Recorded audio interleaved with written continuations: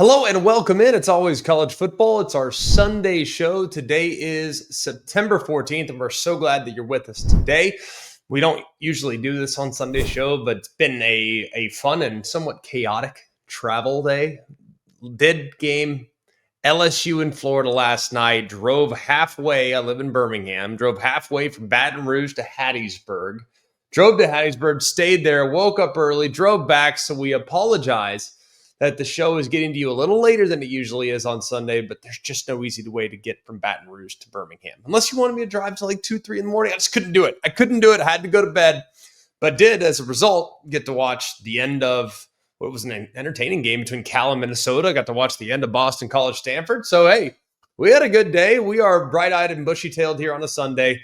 Like, rate, subscribe to the podcast. Always appreciate you guys that have helped us out with that. Fun day of football yesterday. There was a ton of really intriguing takeaways. On our Monday show, we'll dive a little bit deeper into some of the outcomes, some of the performances that stood out. But I think today we'll kind of go rapid fire around the landscape. It was a surprising day, a day in which top teams with playoff hopes have been extinguished in some cases. Unbelievable day in the SEC with some of the matchups that we saw. So some of our preseason prognostications, we can kind of put some of those to bed with the outcomes of some of today's games. We'll start in South Bend, Indiana. I loved Notre Dame coming into the season. The funny thing is I still really like Notre Dame. It's one of those games where you look back at it and you think, all right, I kind of like what I saw from both teams. Kind of like what I saw from both offenses. Kind of hate what I saw from both teams at times as well. Texas A&M, they end a 13-game road losing streak against AP top 10 opponents, and Notre Dame falls to 0-2. Big play of the game, right? 4th and goal, 11-yard line, 13 seconds left. Marcel Reed somehow finds a way to hit Nate Borkircher, who's not a guy that you think very often is involved in the passing attack. He's a big-bodied tight end, your traditional Y tight end, hand-in-the-dirt tight end, and he did a lot of amazing things. If you really look at what Marcel Reed was able to do, the efficiency, not amazing, but the chunk yardage was significant, right? Just chunk yardage, doing a lot of amazing things. Thought he was accurate and made plays when he needed to make plays. I think the defense from Notre Dame at times was very suspect. There was a lot of space given up. There was some standard tackling from time to time as well. So I look at this, man, and come out of it thinking, all right, A&M has upgraded their receiver core. A&M has upgraded kind of in several areas, by the way. Defense, still a work in progress. But the offensive line, we thought in the preseason that was the strength of the team. They don't allow a sack. I thought they did a pretty good job for the most part in keeping the pocket clean for Marcel Reed. But all things considered, man, a highly entertaining game. And those of you that are, and I'm not speaking to you specifically, but it's just as a guy that played on college football teams, played in the NFL, played on high-level high school football teams. I think anybody that's listening to this that played on a team, the game seldom comes down to just one play.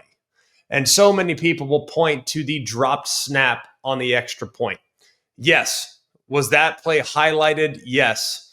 Is that a play that Tyler Buchner will always think about the rest of his life? Yes. No doubt about it. But if you look at this game, there were about 15 other plays that led to it potentially coming down to a game-winning extra point. So let's not focus too much on the negative, if you will, for the drop snap and the missed opportunity. Let's focus a little bit on what can Notre Dame do better in the future to avoid it coming down to a possible special team snafu, right? So that's the takeaway there. We will document this game a little more, what it means for A&M, what it means for Notre Dame on tomorrow's show, but gutsy win for Mike Elko going on the road and getting a dub against a team that kind of had to have it. We'll go next to Georgia Tech and Clemson. Georgia Tech knocks off the 12th ranked Clemson Tigers, a 55-yard buzzer-beating field goal from Aiden Burr. Just nails too, by the way. I mean, from 55, it might have been good from 65. It felt like it hit 3/4 of the way up the uprights and hit the net. It was a thing of beauty. Just drew in there off the right upright ever so slightly. Could not have been more impressive. The big takeaway so far is if you look at how Clemson played. Everyone's talking about Clemson. Oh, Clemson's not who we thought they were. Clemson's this, Clemson's that. They're a play or two away from being 1-7 in their last 8 games against Power 4 competition. I mean, that like all the negativity. The offense is struggling. Cade Klubnik's struggling. There's no rhythm. It doesn't look easy. The offensive line has been banged up. Their left tackle's out. I mean, how about we just focus on the progress that Georgia Tech has made? Like, why don't we just acknowledge that Georgia Tech has a quarterback in Haynes King that's tough as nails? They have an identity, a clear and established identity of being able to pound the football. They actually have, I think, a passing attack that has gotten a little bit more intriguing as things has gone along. You have creative play calling from Buster Faulkner, including a, quote, Philly special type play for a critical conversion there at the end of the game, towards the end of the game. There was so much to like about what you saw from Georgia Tech in this game. Now, I thought Clemson showed a little resolve there in the second half, but it was really about Georgia Tech there finding a rhythm, calming things down there at the very end, and their veteran quarterback leading them into field goal range where they can take a chance to knock it down there in regulation. Such an impressive performance and a bit of an announcement for what Georgia Tech has since become under Brent Key. They are a giant killer. They're one of the best giant killers in the sport. Brent Key, a remarkable, and this has been documented for a while now, a remarkable 7-1 against ranked opponents outright. They are amazing as an underdog. They are. Here's what the next step is for Georgia Tech's program. Now, when you are the hunted as opposed to the hunter, how much will that change your personnel's identity? I think they play with the chip on their shoulder. They play that way all throughout. As a result, sometimes they'll elevate and drop to the level of competition. Now it's about sustaining the performance because it doesn't matter who's on the other sideline. You need to beat that Georgia Tech standard every single week. So hopefully they can do that here as they move forward. Like I said, talk a little bit more about what it means for Clemson tomorrow. But for today, on a Sunday edition, let's tip the cap to Georgia Tech. They made the plays necessary to pull off the upset in a game that really didn't surprise us very much here at ACF. Another game that didn't surprise us was Vanderbilt knocking off South Carolina. The outcome was not surprising. I thought Vanderbilt would win the game. Told you guys that on the Thursday show. I did not think they'd win the game by 24 points. This was a completely dominant performance. Vanderbilt snapping a 16-game losing streak in the series. And the biggest moment in the game was when South Carolina's quarterback, Lenora Sellers, got knocked out there in the second quarter. After he goes out, the Gamecocks offense completely collapses. Vandy's defense forced 4 turnovers, held South Carolina just 86 rushing yards in a dominant and overwhelmingly physical performance. Here's what's amazing about this, is we've talked about this for a bit. I think Vandy, I had them in my top 17 last week. If you watch how they're executing offensively, it's been very good. The traditional run game is better than it was a year ago. But what I've been most impressed with Vandy these first couple of weeks is how the defense has played. Like, they have done a lot of things in creating problems for the opposing quarterback, not just against South Carolina, but also against the Virginia Tech Hokies. This defense looks to be much improved. I think they're deeper along the front defensively. I think they have really solid personnel at linebacker.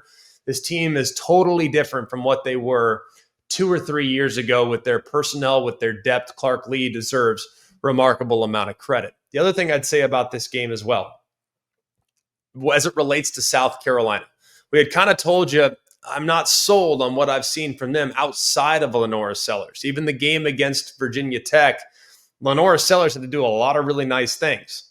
The offensive line has been a challenge. The wide receivers, to me, are still very inconsistent. That team has a lot of work to do from this point forward because South Carolina's schedule, based on the looks of it, very challenging. A road trip now coming up to Missouri, who looks great. They still have Bama. They still have Ole Miss. They still have LSU on the docket. And if they don't improve things could get sideways pretty quickly for the Gamecocks. So hopefully they can steady the ship. Hopefully we get positive diagnosis from Lenore Sellers. Hopefully he can return as fast as humanly possible, because if he can't, it's going to be tough sledding for the Gamecocks in what is a ridiculously hostile SEC.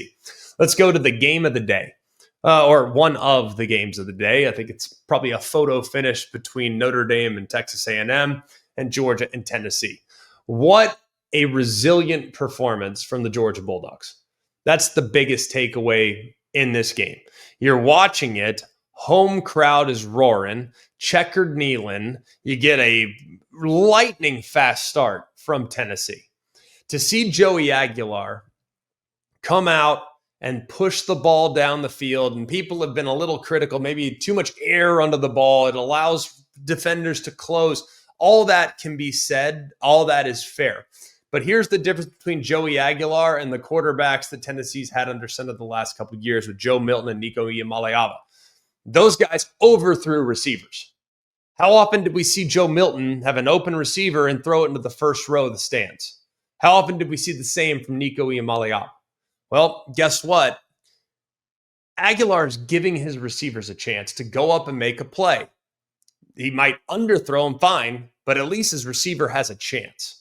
That was on display a few times in this game. Brazel had a remarkable game, being physical, making sure that even as a guy is draped all over him, hitting him, trying to tackle him as the ball's in the air, unfazed, great concentration. They're up 21-7 in the blink of an eye. Then how about the battle back from Georgia? Kind of settled things down defensively, started to force Tennessee into being a little more methodical offensively, didn't give up as many shot plays as they did earlier in the game. And it was really, really impressive. If you look at just, and I need to dive into the tape a little deeper. I watched it just on game copy with Herbie and Fowler. Just watched it there. Didn't get to hear much of it because we were preparing for our own game. But it looks like the way Georgia kind of settled in there defensively, they didn't fall down in the back end defensively. Seems like they kind of forced Tennessee to earn it a little bit more as the game went along, and Tennessee just made a few too many mistakes. Now, Tennessee did have that chance. Their game-winning field goal there as time expired, one that you got to hit. Because the more lives, Georgia, the more lives you give them, the more likely they are going to come out on the victorious side. They're just too talented. When you have them, you got to finish. And Tennessee wasn't able to do so. But much like the Notre Dame and Texas A&M game, I come out of this game kind of feeling good about both teams. Like, I really feel great about what I've seen from Georgia. We talked all last week about whether or not Gunnar Stockton could and would push the ball down the field. First play of the game, boom, answered prayer. Aggressiveness from Georgia's offensive play calling. I love what I've seen from their wide receivers. I thought they were a huge key in the game. And we know Tennessee's down a couple corners, and that group will improve as the season goes along. But Georgia weathering the storm, but finding ways to create momentum in the passing game. Yes, you're going to still have the catch and run, but to get behind the defense and to see the accuracy from Gunnar Stockton on those downfield throws was really encouraging. The stones on 4th and 6, man. To throw that deep ball down the right sideline that Humphreys can adjust to and drag his feet was a thing of beauty. The 2-point conversion throw to tie it, to get it to overtime, thing of beauty. Absolutely loved everything that I saw from Georgia's response. But I also, at the same time, really liked what I saw in the early going from Tennessee. If they can just keep that up for 4 quarters, they're going to be a huge problem. Now, both teams, I think, have things to iron out defensively. Georgia won the game, but to give up 500 total yards of offense thereabouts, not used to seeing that very much. So they got things to clean up in the bye week because Bama comes to town here very soon. And that Bama offense looks like it's starting to hit its stride. We'll go next to the Bayou, where LSU dispatches Florida 20-10. LSU's defense was amazing, right? Amazing. But if you really look at this performance, Lagway has got to make better decisions. I mean, LSU did a great job of baiting him on multiple occasions into throwing into traffic. The one at the end of half, perfectly played by Halsey. The one early there in the second half, great play by Spears, making it look as though there was going to be a lot of space on a slant, and then Spears jumped right out in front of it, and it was good to go, man. I was so impressed with what I saw from this team throughout on that side of the ball. Florida is a tough team. They're a bruiser. They're going to be a tough team to play every week. I don't think there's going to be a game this year in which they get blown out because they're too good on defense. They play so hard. They have a physical offensive line. They got to figure out a way to run the football, take some of the pressure off DJ Lagway, because for Florida, dropping back 49 times is not a winning recipe. Just not. But defensively, if Florida can run the ball, they had 37 minutes time of possession. I mean, that is a winning recipe for them. They got exposed to just, I think, 49 or 50 snaps from LSU's offense. That's a winning recipe for Florida. Now they just can't have the self-inflicted mistakes like interceptions and penalties. Penalties and holding calls killed the Gators throughout this game. As far as LSU's offense is concerned, we'll hit this a little bit more on Monday's show. They are very much a work in progress. But right now, something's just not adding up for me. I know Brian Kelly's been adamant defending it, and I agree with his position, by the way. You don't need to have fireworks if the game doesn't require fireworks. The goal is to get to the finish line first and be victorious, right? And his team did that. And there were times in the game where he punted on 4th and 1 that he would have, maybe in the past, gone for it. But with how they're defending and how well they're playing on that side of the ball, your offense just kind of has to manage the game. So could they do more? I hope, because it might be needed at some point in the future when their defense, for whatever reason, has an uncharacteristically bad night.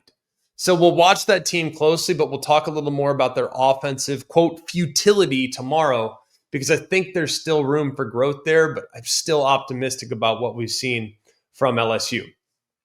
Number 17, Ole Miss, 41, Arkansas, 35. Tremendous game. I mean, just a shootout, a heroic performance from Trinidad Chambliss. Counted for 400 plus, several touchdowns in the game as well. This is a guy that, visiting with Lane Kiffin, man, he loves his backup. Now, I don't know if we're at the point yet where we say quarterback drama in Oxford, Mississippi, but if we're going based on performance up to this point of the season, Austin Simmons, tremendous player, tremendous talent, but decision-making has plagued them a little in the first 2 games. Now he's banged up, left leg is injured, didn't look comfortable even when he went in the game. Chambliss goes in there, provides the element of the run, didn't drop off much in the passing game. I wouldn't be that surprised if Chambliss is the guy going forward. It would not surprise me whatsoever. He just adds another dimension, another level of explosiveness that we haven't seen yet from Austin Simmons, but it's worth watching right now for sure. With Arkansas driving to game-winning score, the fumble forced by Daughtery, recovered with a $152. That was massive as well. So Ole Miss has things to figure out on the defensive side, but I think offensively they've kind of hit their stride. Now, as far as Arkansas is concerned, Taylon Green did a lot of nice things in this game, a ton of nice things in this game, but you got to find a little bit more on the defensive side. This has been a problem for Arkansas for a while. Some of the issues on the back end, they thought they were better there. Maybe they still need to work on some things.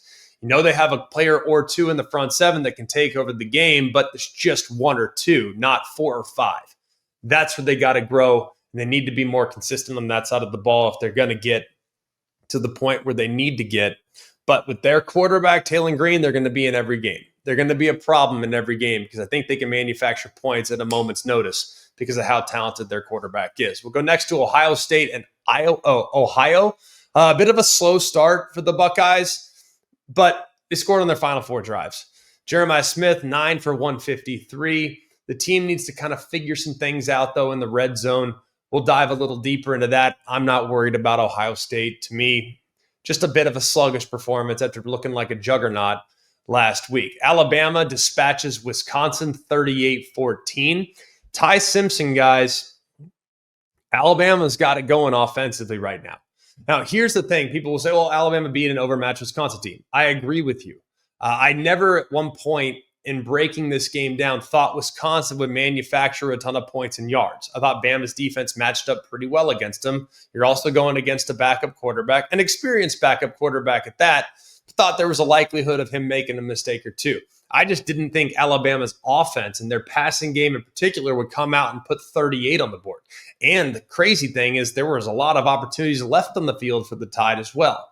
So if you look at where Bama's going, if you look at what Bama's done, the growth that they've had from week 1 to now on that side of the ball with the confidence their quarterback is playing with, the reemergence of what we've seen from their depth at wide receiver. Jeremy Bernard's been a star in these first couple games. Well, now here comes Ryan Williams. Now here comes Isaiah Horton. And now here comes Ty Simpson, who, if you watch, is making checks at the line of scrimmage, going run-to-pass checks. He's accurate. He's getting the ball out on time. He's not holding it too long like he did in the first game of the season. The Tide have scored on 17 of their last 20 possessions. So the arrow pointing up right now for that side of the ball. They'll get the week off, hopefully fix a couple things, try to get the run game going, hopefully get healthy as well because they're down Jam Miller, they're down a defensive tackle, and Georgia is just 2 weeks away. We'll go next to Michigan, who took care of business against Central Michigan. Bryce Underwood, breakout performance, right? A lot of things to like with this young man put forth, showcase some versatility on the ground. We know he's been able to throw it, but there's clearly more in the tank there. It's hard to draw a ton of conclusions on a game against Central Michigan, but I think a good bounce back performance from Michigan after the disappointment that was the week before and coming up just a little bit short to Oklahoma. I think the Michigan offense right now, by the way, I think that's a buildable performance, right? I'm not sitting here saying that, hey, this is an indicator of them now leading the Big Ten in total offense. No, I don't think they're there yet, but this is a great statement, bounce back, feeling good about where this team could go in the near future. Penn State 52-6. Defense was phenomenal. One play away from a second consecutive shutout. How about the catch there in the back of the end zone, I might add? That was pretty remarkable. Defense adds some points of their own. Offense, pretty effective. Would like to see them finish a little better in the first half. Just field goals in the first half. It's really the only thing to address as they move forward. Finally, Penn State will start to play some teams here coming up in the next couple weeks. Texas and UTEP, not good, not pretty, ugly win.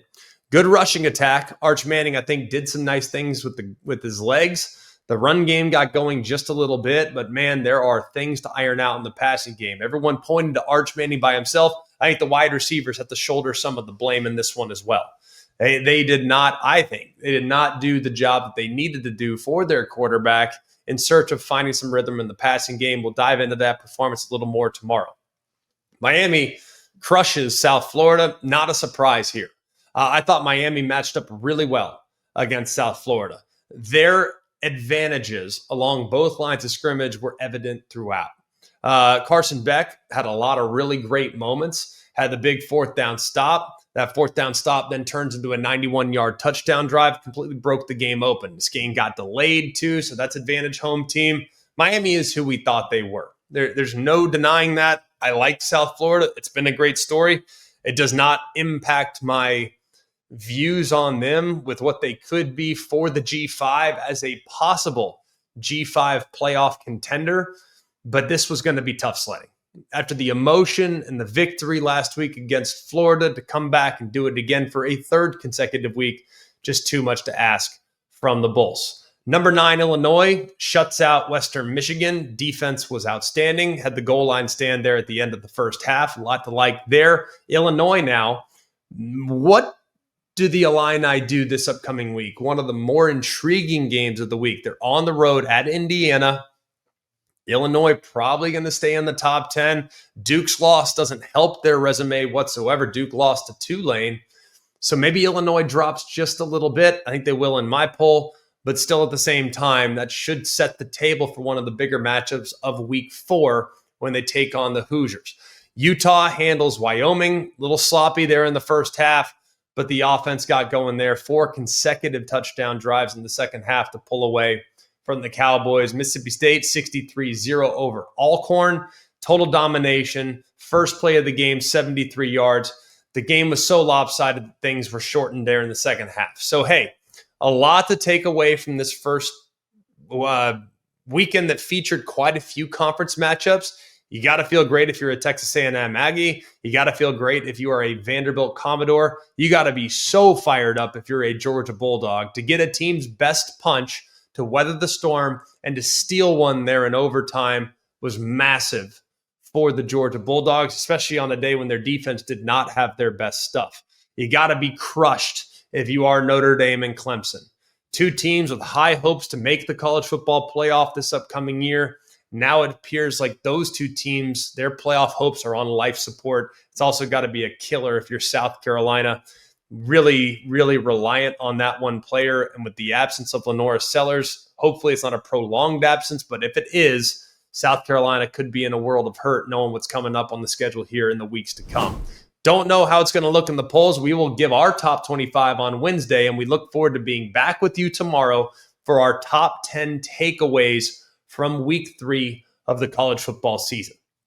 Love doing the Sunday show, love bouncing around the college football landscape with you, but we also like going deep in the weeds. I'm about to turn the TV on, about to get some tape going, about to dial it up and give you all the things I saw from yesterday's games when we revisit with each other tomorrow on our 10 Takeaway Show. For all of us here at Always College Football, for Mark, Jake, Jack, the other Jack, I'm Greg. We hope you have an amazing day. And remember, it's always college football. Hey guys, it's Greg McElroy. Thanks for watching Always College Football. Make sure you like, rate, and subscribe to ESPN's YouTube channel and wherever you listen to your podcasts.